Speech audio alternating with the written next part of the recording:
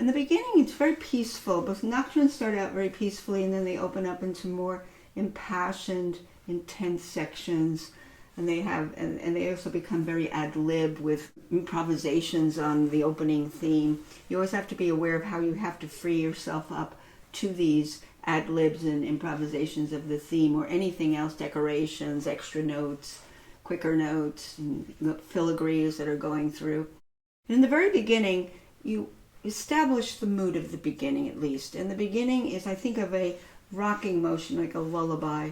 And I think of leaning on the first half of the measure a little bit, and then blowing the air out and relaxing the second half of the measure a little bit, like this.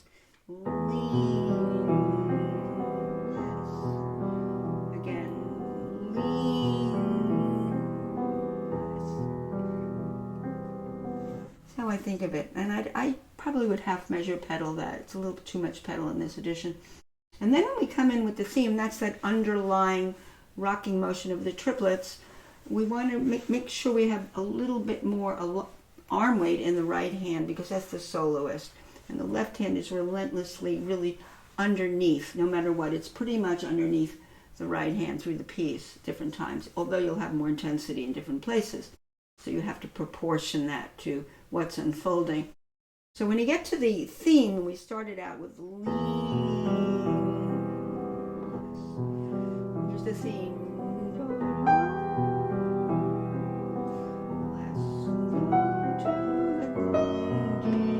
Resolve.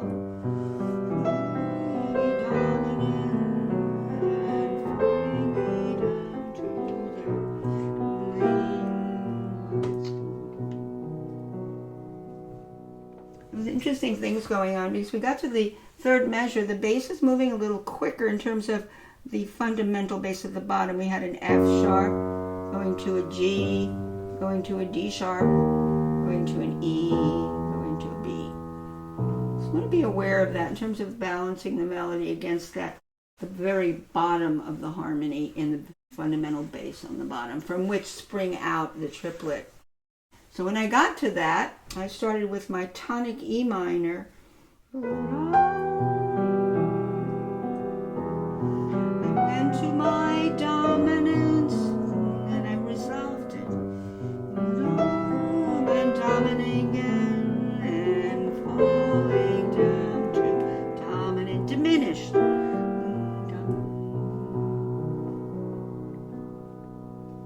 So that's important. That harmony told me what to do as well. Now, he ended up with the primary dominant of E minor, which is a B major chord. He takes that B major chord and in measure 6 drops down a third to another major chord, to a G major chord. It's kind of an interesting progression, isn't it?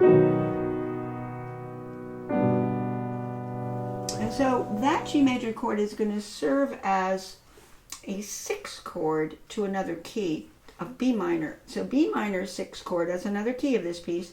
It's not the key of the piece, it's another key. 6th chord is going to go ultimately to the dominant of the key of B minor. Okay, so that's important. So here's that 6th chord. Now we have 2 voices on top where we didn't before. We have a soprano and an alto. So bring out the top voice. That's the top voice. Dip it. Because that was a little bit of resolution. Here comes a diminished chord under the dominant. Do it slower to show you dominant. Resolve. Now I really do analyze the harmony, because it tells me, where I'm going, where I'm resolving. Also, there's a suspension in this. Major second, and resolve to that. Now from that, we're going to a B major chord, which is going to be the new dominant of E minor again. But this time the theme is coming back in octaves, and it's bigger, it's MF. Doing it slowly.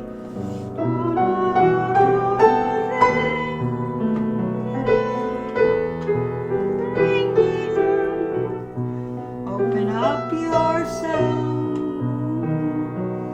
Back to the primary dominant. Now we're slipping by half steps. There's be chromatic half step on top to C major ultimately. Not yet, but it's going to slip into C major right here. C major. Now what's interesting about this, we again have the two voices on top, a soprano and an alto. You need to lean towards your soprano line so we know there's an under voice. What's interesting about this, under voice, upper voice, see C major, resolve. Now we're going to be at the bottom of a series of secondary dominants that are going to move this along more into there.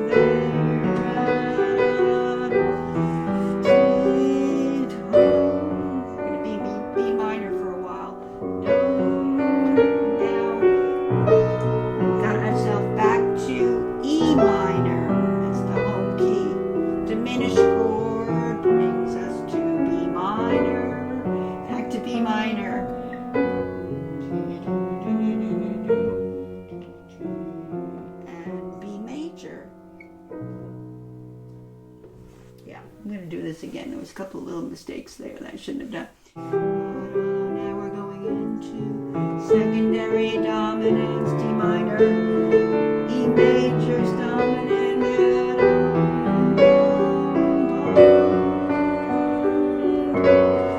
and finally bring us back to E minor, diminished chord of B minor.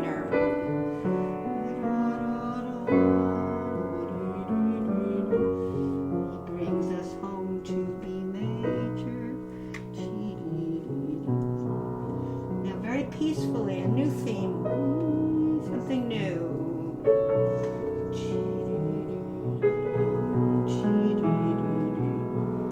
Diminished chord.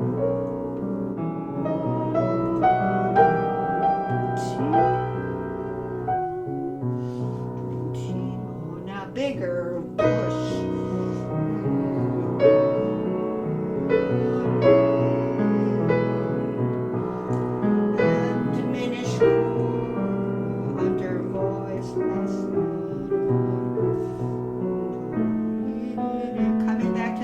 Again.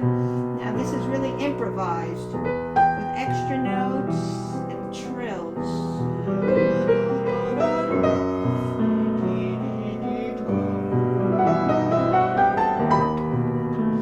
I'm playing it slower, but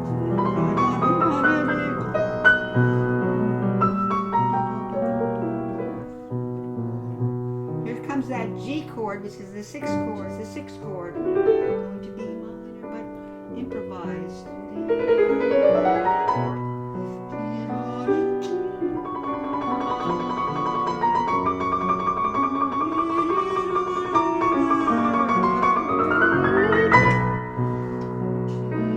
That was very improvised. You get notes. Now, finally, the final statement of the theme is octaves for day.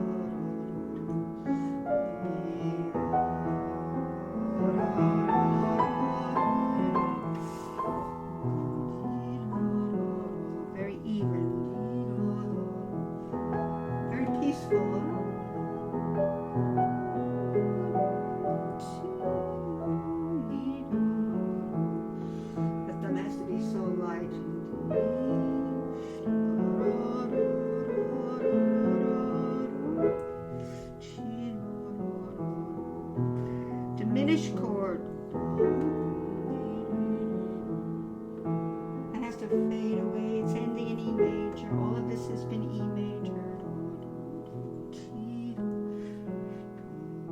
Bring out the toppy and the bottomy.